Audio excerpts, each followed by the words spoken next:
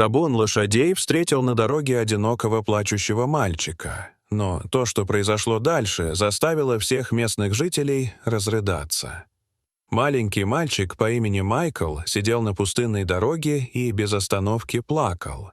Его лицо было испачкано пылью, а одежда была старой и местами порванной. Холодный ветер обжигал его кожу, делая одиночество еще более невыносимым. Вокруг простирались бескрайние поля, и с каждой минутой страх сжимал сердце Майкла все сильнее.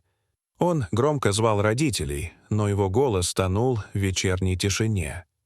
Ветер шевелил траву и приносил с собой звуки, напоминавшие о приближении ночи. Дорога была пуста, и никто так и не пришел ему на помощь. Майкл был совершенно растерян и не знал, что ему теперь делать. Внезапно он заметил вдали небольшой табун лошадей. Сначала они казались маленькими точками на горизонте, но животные быстро приближались к Майклу. Мальчик затаил дыхание, надеясь, что эти величественные животные не причинят ему вреда. Его сердце бешено колотилось в груди, когда он видел, как их силуэты становились все больше. Майкл невольно отступил на шаг в сторону, сжав кулаки от страха и напряжения. Однако лошади замедлили свой ход и осторожно подошли к мальчику. Их уши были насторожены, и они внимательно наблюдали за человеком. В воздухе повисла тишина, нарушаемая лишь звуками их дыхания.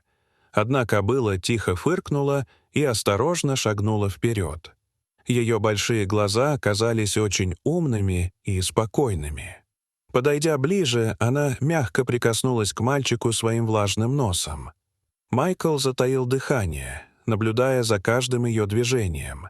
Его страх постепенно сменялся любопытством. Он протянул руку и осторожно погладил кобылу по морде. Его пальцы скользили по гладкой шерсти, позволив Майклу забыть обо всем, кроме этого волшебного момента. Лошади окружили Майкла плотным кольцом, словно защищая его от любых возможных опасностей. Одна из лошадей тихо заржала, и этот звук эхом разнесся по ночной тишине, заставив сердце Майкла забиться еще сильнее.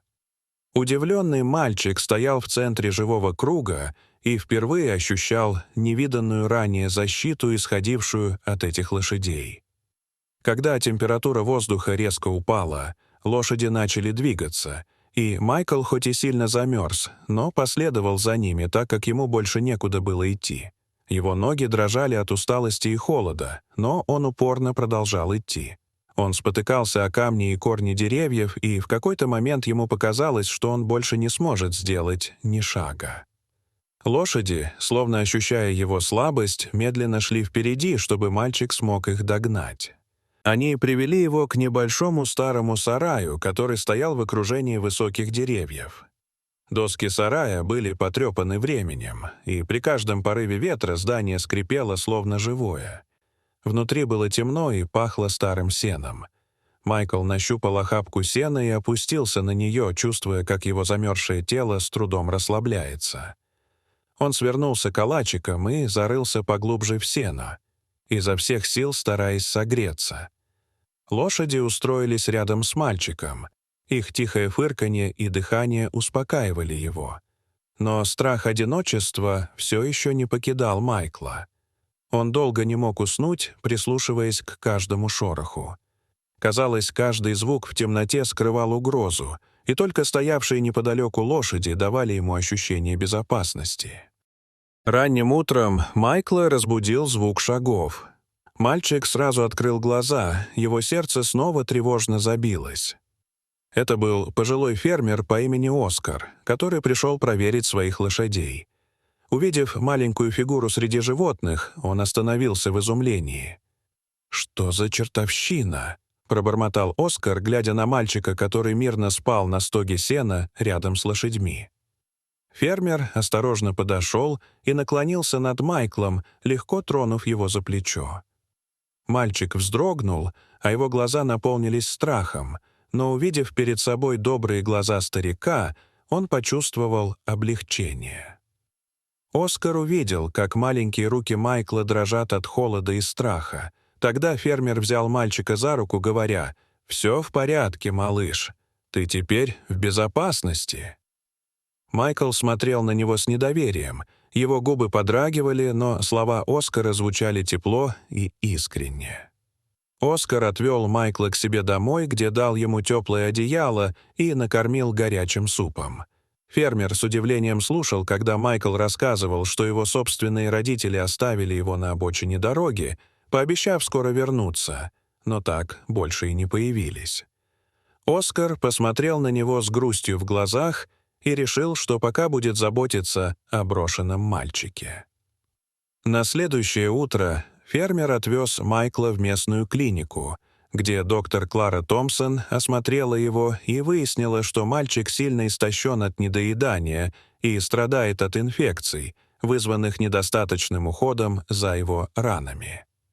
Майкл стиснул зубы, когда доктор обрабатывала его раны, но не издал ни звука.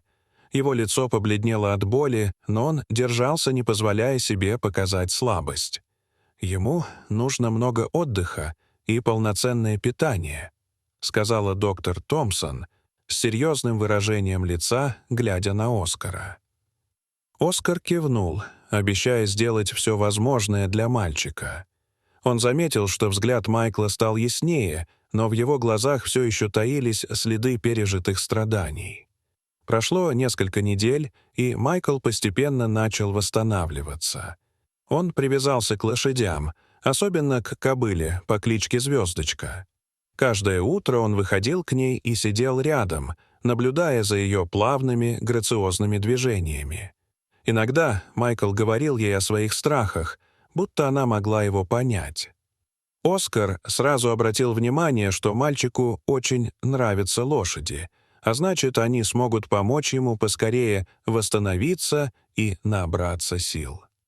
Лошади стали для Майкла не просто животными, они стали его опорой в мире, который так внезапно отвернулся от него. О Майкле быстро узнали в городке, и многие местные жители начали предлагать свою помощь. Семья Уилсонов принесла одежду, а миссис Грин, бывшая учительница, начала заниматься с мальчиком, чтобы он не отставал по учебе. Но даже окруженный вниманием и заботой Майкл все еще иногда просыпался от кошмаров, где он снова был один на той пустой дороге и громко плакал, но никто не приходил ему на помощь. Однажды ночью мальчик проснулся с криком, и Оскар тут же прибежал к нему. Мальчик всхлипывал, прячась под одеялом, и Оскар сел рядом с ним, обнял его за плечи и тихо шептал: «Ты больше не одинок, Майкл. Я с тобой». В тот момент Майкл постепенно начал верить, что этот добрый человек действительно никогда не бросит его. Однако спокойная жизнь фермера и его необычного гостя вскоре была нарушена. Однажды утром на пороге дома Оскара появились родители Майкла в сопровождении полицейского. Они стояли на крыльце, выглядя измученными и усталыми. Мальчик замер, узнав их. Слезы выступили на его глазах, когда он увидел, как мать бросилась к нему с криком: «Майкл, милый, мы так долго тебя искали!» Отец стоял рядом, вытирая глаза от слез. Они рассказали полицейскому и Оскару, что были вынуждены бросить Майкла на дороге из-за того, что остались без жилья и денег. Родители полностью отчаялись, но надеялись, что кто-то пожалеет их сына и сможет позаботиться о нем лучше, чем они сами. Через некоторое время они пожалели о своем жестоком решении и бросились искать сына, как только исправили свое финансовое положение.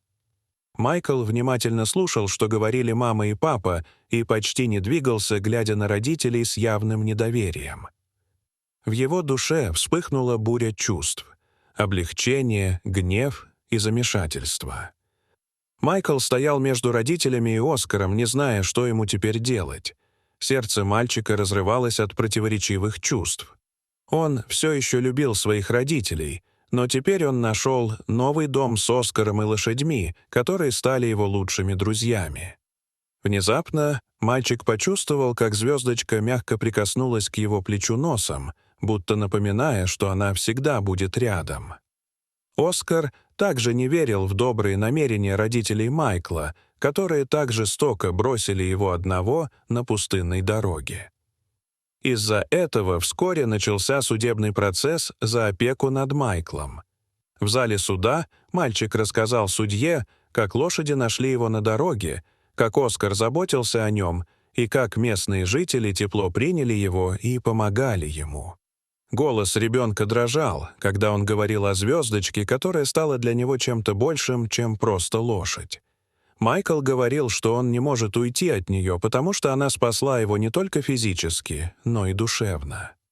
Мальчик смотрел прямо на судью, и в его глазах читалась решимость не позволить никому отнять то, что он обрел рядом с этим добрым фермером и его лошадьми. Судья внимательно слушала, а потом решила лично посетить ферму Оскара, чтобы увидеть все своими собственными глазами.